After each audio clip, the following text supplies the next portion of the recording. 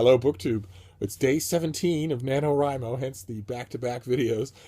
This is the 17th day of the November where we're all writing a novel, a National Novel Writing Month, where we're aiming for 50,000 words at 1,667 words a day.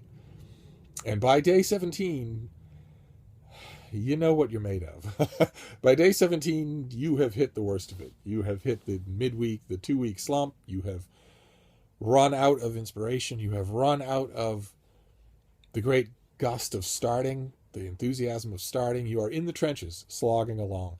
And day 17 isn't close enough to the Nantucket sleigh ride at the end for you to feel that exhilaration, but it's nowhere near close to the beginning anymore, so you can't feel that exhilaration either. Day 17 is the dark night of the soul for NaNoWriMo. Thereabouts, in the high teens, is the dark night of the soul. So first of all, if you're still doing it, if you're still hitting your word count every day or close, congratulations. You, especially if you're doing it for the first time, you are now feeling something that's real and that used to be the province only of working novelists. They could look at each other at parties or meetings or whatever and know that they had each felt what it felt like to go through the dark night of the soul of composing. And now you know what it feels like. And it's not a very pleasant feeling. I admit I'm going through it myself. I am writing a book called Markowitz and the Mystery Woman about a young man in the world of conspiracy theorists, and it happens to everybody. It happens to me in every book. The only one I've ever written where it didn't was my my adaptation of the Trojan War called Troy War, where I never felt anything but exhilaration from start to finish. But that's an anomaly. Right now, I am in the middle of something that happens to everybody. I'm in the middle of a longue. I'm in a place where I just can't get the pistons going, where it's just I'm grinding my gears just trying to get from paragraph to paragraph. And I know that it's going to end. I know the next bump, and I know when it happens, and I know how to get my characters there. It's just doing it. It's just getting them there. It's moving the furniture. It's heavy lifting. And into every life, a little heavy lifting will come. You just have to be ready for it. And the muscles that you will build powering your way through it are incredibly important muscles to have, especially if you want to do this professionally.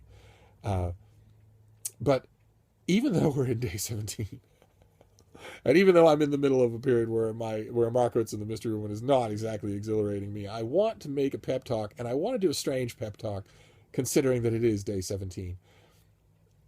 I want to direct this at those of you who aren't doing NaNoWriMo, who might be watching NaNoWriMo videos, or who might be falling behind on your word count. Maybe you did 10 days and then gave up. That was a whole week ago. And I want to say, try.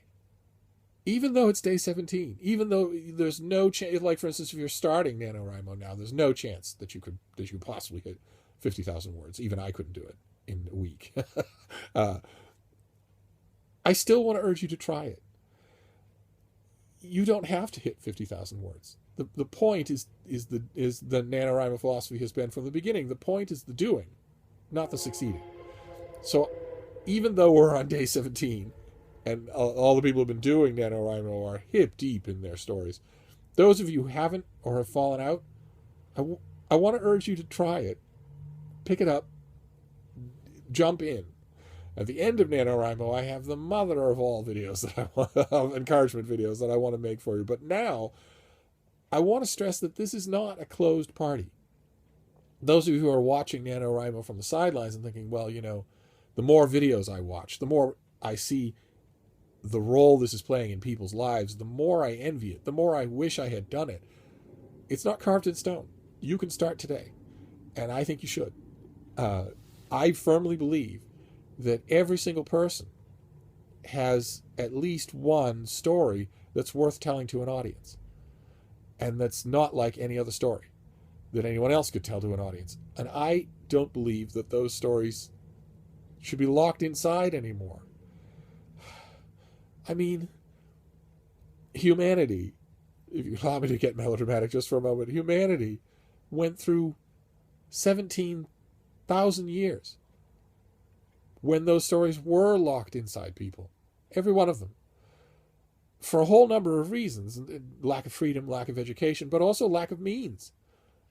A 13-year-old girl in 18th century Avignon, she could see the seats of learning. She could see the cathedral. She could see the learned men come and go. And maybe she had thoughts about contributing. Maybe when she was feeding, her family's geese in the backyard, she gave them human personalities and invented stories about them. And maybe some of those stories are really good. maybe they opened freedom in her, gave her access to some depth of her own creativity that allowed her to say interesting things about humanity in the story of the geese in the backyard. She could never write that story, and it wasn't just lack of education. Even if you'd given her education, she still would have needed paper and pen and time. And even if she had all those things, she would still have needed to know somebody at the registrar of manuscripts. She would have had to been able to raise the money to bribe them into putting her work on the register. Otherwise, she was publishing illegally and would forfeit her family's entire house. That sort of thing. Those sorts of things, those sorts of obstacles existed by their hundreds until just recently. With the advent of computer technology, suddenly, everyone can write a book. And with very little more work than that, if you don't really, if you're not picky about formatting or anything like that, with very little more work than that, you could publish your book. You could do it all on your phone. I believe the Japanese have a word for it. and that never existed before. It seems a terrible shame to me, in the face of such staggering new freedoms, that you can look at NaNoWriMo and say, well, it's on day 17, I'm so far behind, I'd better just stop. No, NaNoWriMo wants to encourage you, not discourage you. So, and I do too. So if on day 17, my NaNoWriMo pep talk is, believe it or not, get started. and I'm going to leave you with that for today, just because I don't want to harp on it too much. But I'll be back, I think, tomorrow with another NaNoWriMo video. I'm actually having company, so it may interrupt my filming schedule, but we shall see. And in any case, get to work. I even if you haven't done it yet, I think once you start, you won't stop. Thank you, BookTube.